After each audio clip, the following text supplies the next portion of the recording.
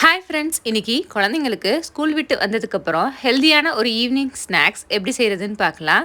பன்னீர் crispy fry. இது நல்லா மொறுமொறுன்னு நல்லாயிருக்கும், குழந்தைங்களுக்கு ரொம்ப விருப்பமாக இருக்கும்.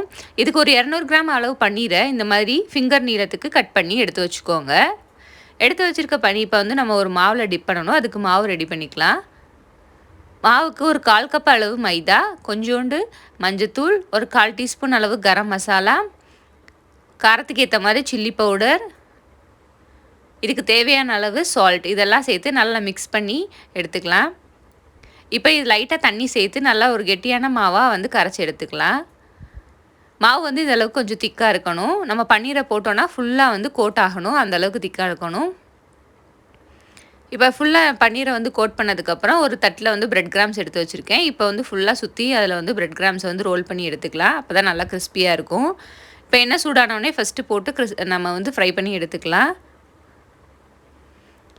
இப்போ ஒரு சைடு நல்லா கோல்டன் ப்ரௌன் ஆனதுக்கப்புறம் இன்னொரு சைடு திருப்பி போட்டு 2 பக்கமும் வேக வச்சு எடுத்திங்கன்னா சுவையான பன்னீர் கிறிஸ்பி ஃப்ரை ரெடி. இதுக்கு கெச்சப்போடையும் சாப்பிடலாம், ரொம்ப நல்லாயிருக்கும். மறக்காமல் சேனலை சப்ஸ்கிரைப் பண்ணி வச்சுக்கோங்க.